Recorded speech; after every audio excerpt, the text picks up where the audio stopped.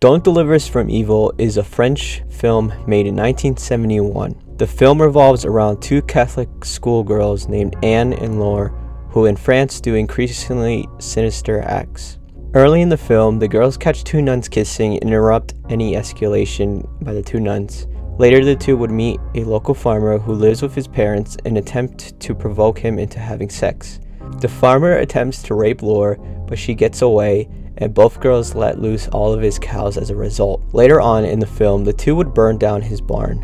After Anne kills the bird of a mentally challenged groundskeeper and watches him suffer the loss, the two would then conduct a ceremony in which they wed themselves to Satan. They get the groundskeeper to reenact Jesus carrying the cross while they whip him and have him be the conductor of their wedding.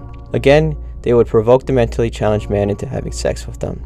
He would then try to rape them, but the girls escape from him.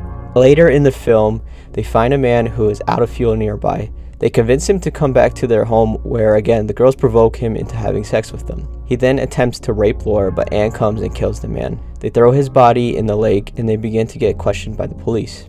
They agree that they are going to get caught, so at a school talent show, the two recite a Baudelaire poem and they douse themselves in gasoline and set themselves on fire.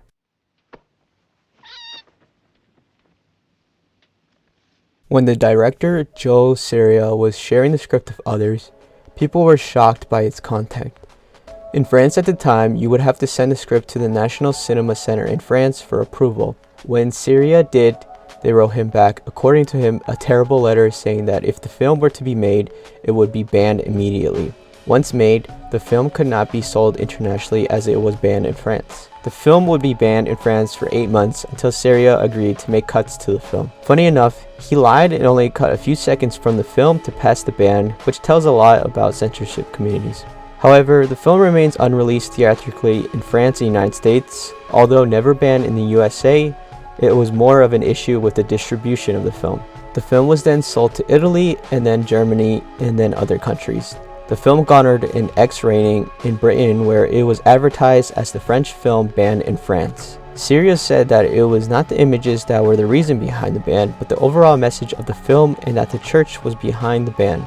Seria had a tough childhood and went to a religious school and based his experiences in the school for the film. The film is often misinterpreted as a film about a lesbian affair between two girls, even though there is nothing in the film hinting at that. According to Seria, the film is about domination of Laure from Anne, as Anne would pretty much come up with everything the girls would do and would leave Laure alone every time they just provoked one of the guys that would attempt to rape them. In addition, the film is about escaping the life they hated that felt like prison and rebel against the nuns who served as their captors and rebel against the rules set forth by the Catholic Church. Seria has also commented that he got the plot of the film from the Parker Hulme murder case of 1954. This case involved the murder of Honourable Reaper in Christchurch, New Zealand by her daughter Pauline Parker and her friend Julia Hulme, who would later change her name to Anne Perry and become a well-known author. There is a film based on this specific case called Heavenly Creatures, which was directed by Peter Jackson and follows the events leading up to the murder more closely. Months after the release of Heavenly Creatures, journalists found out that Julia Hulme had changed her name and was now Anne Perry, a famous writer, who stated that her friendship with Parker was not sexual but obsessive. I'm not going to go too in depth with this, but the relationship drew concerns from both parties' families, and the two often imagined a fantasy life together, and the two would reject Christianity in favor to worship their own saints, which shows similarity to the film. Due to the girls about to be separated and the perception that Parker's mom would not allow Parker to live with the Holmes family, they planned and killed Parker's mom. They murdered their mom by using a brick and a sock and hitting her in the head repeatedly with it. They told the story that she fell and hit her head, but it was quickly dismissed and the two were arrested and convicted. They both got 5 years in prison due to being minors.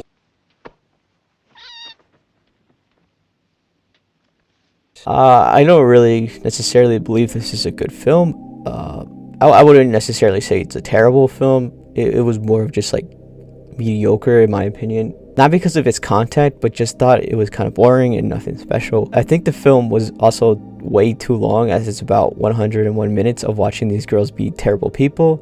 It's also very like mean-spirited and kind of hard to feel sympathy at the end, especially after they killed two birds and pretty much bullied a mentally challenged man. The cross-carrying scene is so bizarre.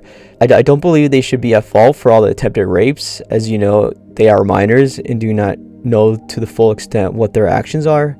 All three men should be accountable for attempting to rape the girls in the film. The ending scene was pretty cool, I'd say, and it's like so really like uncanny. So watching the end scene is pretty worthwhile in my opinion. You could probably like find it on YouTube. The music and cinematography was pretty forgettable, so there really wasn't too much to chew on in terms of quality outside of seeing what the fuss was about this film.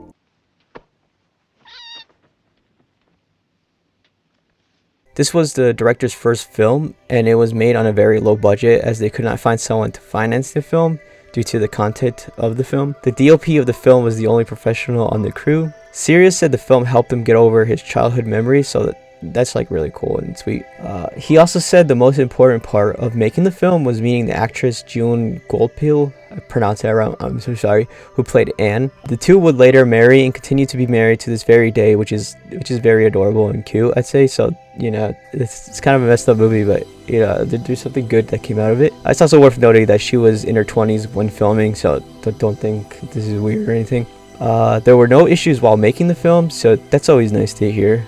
Sirius said that a lot of young actresses were interested in being in the film, but their parents did not allow the majority of them after reading the script, so that's kind of funny. Sirius also said that he wanted to make a sequel to the film, but no producer wanted to finance the film. The plot would be about the two surviving the burning scene and going to prison. They would be released after some years and take revenge. On who they were going to take revenge is not known, so I'm sure like the script didn't go that far, or ideas or plans for it, as he recently thought of doing it again, but the actress who played Laura passed away some years ago, so I don't think he wants to do it without her. So that's pretty much the Don't Deliver Us from Evil. Thank you for watching, and please subscribe for more controversial films and other bizarre topics I cover. Thank you.